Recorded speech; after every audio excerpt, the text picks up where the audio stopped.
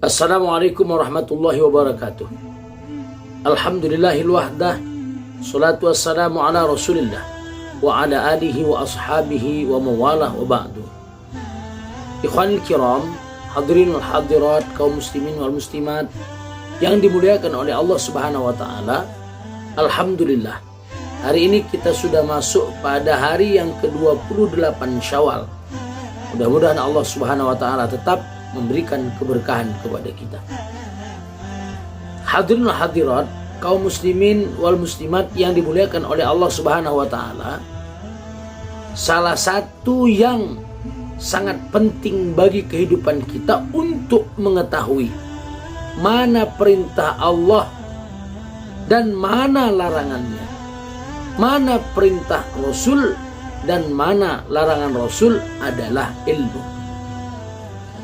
Ilmu yang kemudian diajarkan oleh Rasul kepada kita, ilmu yang terdapat di dalam Al-Quran adalah bahagian dari upaya manusia untuk memahami mana perintah dan mana larangan Allah tersebut, agar jalan kita sesuai dengan apa yang menjadi perintah dan apa yang menjadi larangan dari Allah dan Rasul-Nya.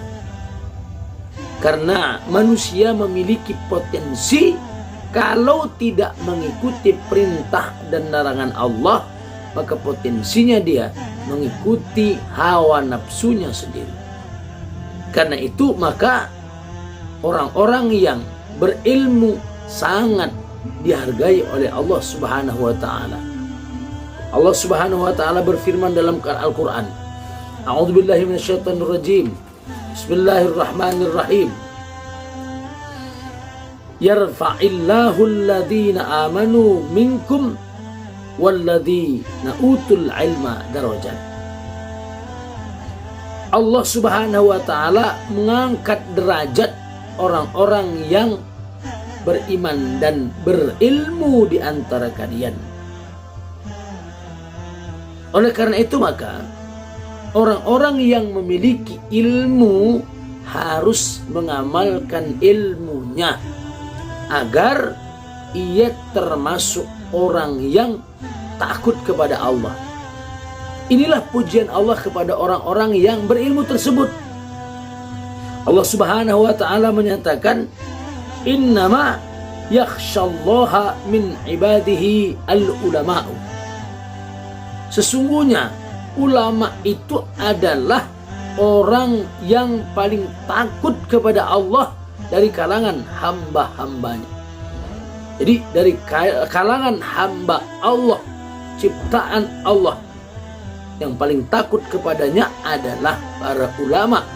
Karena mereka paham betul konsekuensi ketika mereka tidak takut dan ketika mereka takut. Ketika mereka tidak takut, pasti ia melaksanakan sesuatu sesuai dengan hawa nafsu. Na'udzubillah. Kalau sudah dia melakukan berdasarkan pada hawa nafsunya, maka pada saat itu dia termasuk orang yang celaka. Tapi sebaliknya, jika dia melakukan sesuatu berdasarkan pada ilmu yang diajarkan oleh Allah dan Rasul-Nya, maka dia termasuk orang-orang yang benar-benar memahami mana perintah dan mana larangan dari Rasulullah SAW. Hadirin wal hadirat, kaum muslimin wal muslimat yang dimuliakan oleh Allah subhanahu wa ta'ala. Karena itu maka orang-orang yang mencari ilmu adalah orang-orang yang benar-benar menjadikan dirinya tetap bertaqarrub kepada Allah, memudahkan dirinya untuk mendapatkan keridhaan Allah.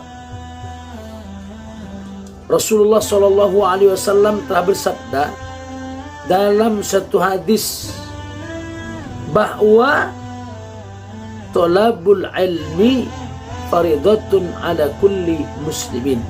Menuntut ilmu itu merupakan kewajiban dari setiap muslim. Thalabul ilmi afdolun minan nafilah.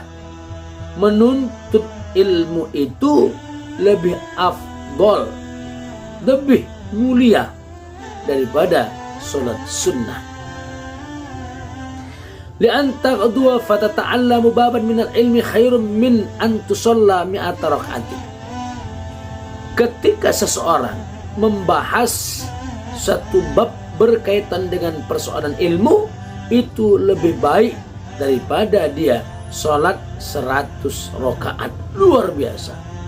Kita tidak bisa melaksanakan sholat 100 rakaat dan jarang atau tidak pernah sekalipun. Tetapi ketika membahas ilmu satu bab saja, maka kita seperti melaksanakan sholat 100 rakaat. Bahkan Rasul menyatakan, man salaka tariqan yatlubu fi ilman salakallahu bihi tariqan ilal jannah. Siapa yang berusaha untuk menempuh jalan dalam rangka menuntut ilmu, maka Allah Subhanahu wa ta'ala akan mudahkan jalannya untuk masuk ke dalam surga.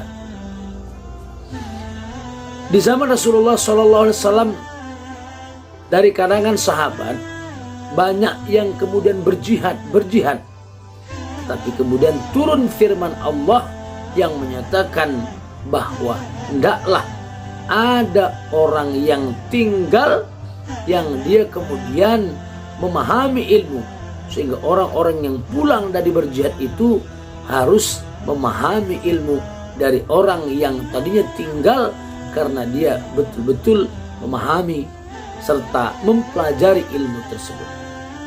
Karena itu saudaraku kaum muslimin wal muslimat yang dimuliakan oleh Allah Subhanahu wa ta'ala, mari kita bersungguh-sungguh untuk menuntut ilmu. Karena ketika kita memiliki ilmu, naiklah taraf pemikiran kita. Sedangkan salah satu kebangkitan umat itu adalah irtifa'ul fikr, naiknya taraf berpikir.